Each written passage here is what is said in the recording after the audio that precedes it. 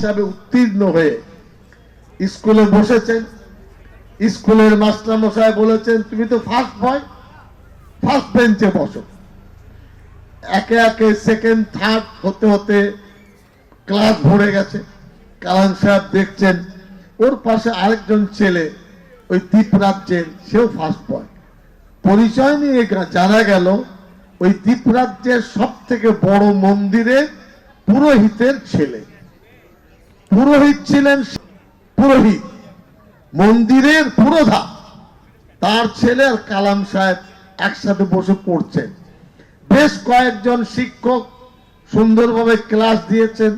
হঠাৎ একজন এসছেন ক্লাসে, কালামকে বলছেন তুমি এখানে কেন?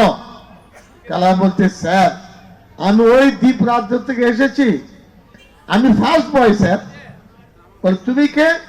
বল এই এখানে বড় মন্দিরে যে পুরোহিত স্যার তার ছেলে, আমরা দুজনে ফার্স্ট বয়, তা একসাথে বসেছি।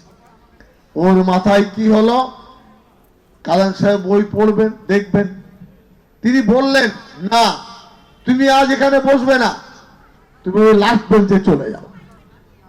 যেহেতু স্যার বলছেন, মাস্টার মশাই বলছেন, ছেলেটি যখন উঠছে তো তার ওই পুরোহিতের ছেলের চোখে অশ্রু ঝরছে। ফার্স্ট বয় একসাথে পড়বো লিখবো, স্যার কি করলেন? যাই হোক ক্লাস শেষ হলো। ওই মন্দিরের পুরোহিতের ফার্স্ট বয় বাড়ি গেছে, বাবাকে বলছে বাবা আমার মন খুব খারাপ। বলে কি হয়েছে রে? তুই তো সুন্দরভাবে পড়তে গেলে তুমি। না বাবা, কালাম বলে একটি ছেলে, সেও ফার্স্ট বয়, পাশের দ্বীপ রাজ্য থেকে এসেছে, আমিও ফার্স্ট বয়, কিন্তু আমার স্যার তাকে তুলে দিলেন, লাস্ট বেঞ্চে বসালেন। আমার বাবা খুব কষ্ট হয়েছে, দুজন একসাথে পড়াশোনা করব। পুরোহিত গুরু গম্ভীর ভাবে কথাটা শুনলেন। ঠিক আছে আজকের দিনটা যাক। আগামীকাল বেলা হলো, পুরোহিত ডাকলেন কোন মাস্টার মশাই? বলো অমুক সাবজেক্টের অমুক মাস্টার মশাই। মন্দিরের বড় পুরোহিত, বড় শিক্ষিত মানুষ, ওই দ্বীপরাজ্যের কারিগর, বলে মাস্টার মশাইকে ডাকো। ওই পুরোহিতের কাছে সেই শিক্ষক আসলেন, বসালেন সম্মানের সাথে, ছেলেকে ডাকলেন, বলো কি হয়েছে? সে যা হয়েছে বলল। উনি এত দুঃখ পেলেন, মাস্টার মশাই আমি বড় পুরোহিত, আমি হিন্দু ধর্মকে বিশ্বাস করি না, হিন্দু ধর্ম আমার ধর্ম, আমার সংস্কৃতি, আপনি এমন কাজ করলেন যে আমাদের মুখ হাত করে দিলেন। আপনার জন্য দুটি পথ। কি পথ? এই দ্বীপরাজ্য ছেড়ে চলে যান, অথবা আপনি ক্ষমা চান, তাছাড়া আমার দ্বীপরাজ্যে আপনার মতো শিক্ষকের প্রয়োজন নেই। এটা হলো সংস্কৃতি, হিন্দু সনাতন ধর্মের প্রতিচ্ছবি। আজকে ওই চাবুকের দরকার, চাবুক। সমাজ যদি চাবুক না দিতে পারে শুধরাবে না সমাজ। আমরা বাংলায় কথা বলি, সারা পৃথিবীতে 29 কোটি বাঙালি, পাশেই বাংলাদেশ 17 থেকে 18 কোটি, বাংলায় 11 কোটি, ভারতবর্ষের বিস্তীর্ণ এলাকায় বাঙালি। লন্ডনে যদি কেউ যান, ইস্ট লন্ডনে দেখবেন শুধু বাঙালি। আমি গেছি, শুধু বাঙালি। বাংলায় কথা বলুন, বাংলায় খান, বাংলায় হোটেল। এক বাড়িতে আমন্ত্রণ ছিল, 6 ধরনের মাছ খাওয়ালেন এক বাংলাদেশি, বলে আমার মা রান্না করেছেন, আমরা সব বাঙালি।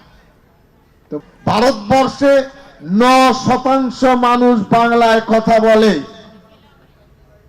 প্রচলিত ভাষা 1550।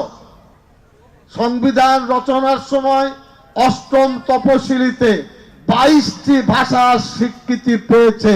ওই নোটের পিছনে দেখবেন গুনে গুনে 22টি। হিন্দি ভাষা সরকারি ভাষা নয়, জোর করে হিন্দি ভাষা আমাদের উপরে চাপিয়ে দেওয়া হয়েছে। বাংলা ভাষাভাষী মানুষ আমরা ঐক্যবদ্ধ থাকা। এই কারণে এই সমস্ত বইমেলা, এই উৎসব সম্বন্ধন তৈরি করবে।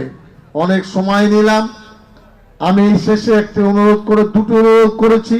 একটা কোচিং সেন্টার, একটা লাইব্রেরি থেকে বই চাওয়া, দ্বিতীয় প্রথম থেকে 10 পর্যন্ত যারা নাম্বার পেয়েছেন তাদের পিছনে তাদের কাছে থেকে শিক্ষাগত যোগ্যতা বাড়ানো। আর একটা অনুরোধ করে শেষ করছি, ভাতার একটি ঐতিহ্যবাহী এলাকা, আমার জানা নেই ভাতারের কোনো ইতিহাস লেখা আছে কিনা। যদি না লেখেন, এই বই কমিটি 24x4 আমি কাগজে দেখলাম, আমার এটাও ভালো কারিগর এরা। ভাতারের উপর তথ্য ভিত্তিক সঠিক সত্য ইতিহাস রচনা করুন। যারা ভাতারকে মনে রাখবে, যদি রচনা করতে পারেন, ছাপা খরচার কিছু পেট্রোমোবিল আমরা আপনাদের দেব। সকালে ভালো থাকুন, সুস্থ থাকুন। আর আমার একটা দাবি রইল আপনার কাছে, আমাদের ভাতারে কোনো লাইব্রেরি নাই। যদি আপনার পক্ষে কোনো লাইব্রেরি অকেজো হয়ে পড়ে আছে, সেখান থেকে যদি বামুনারা যেমন একটা লাইব্রেরি পড়ে আছে না, কোন জায়গায় 81 সাল থেকে স্বর্ণচালিদা একটা লাইব্রেরি অকেজো হয়ে পড়ে আছে, যদি সেটাকে ভাতারে আনা যায়। আমি 9.5 বছর মন্ত্রী, আপনাদের চোখ খুলেছে 9.5 বছর পরে, ধন্যবাদ জানাচ্ছি। এটা আমার কাজ। 9.5 বছর পরে যে আপনারা বুঝছে লাইব্রেরি দরকার, এই জন্য আমি ধন্যবাদ জানাচ্ছি। এক মিনিট। দ্বিতীয় হলো যে নতুন ভাবে লাইব্রেরি করার মতন সরকার গ্র্যান্ট বা ফান্ড দিতে পারবে না।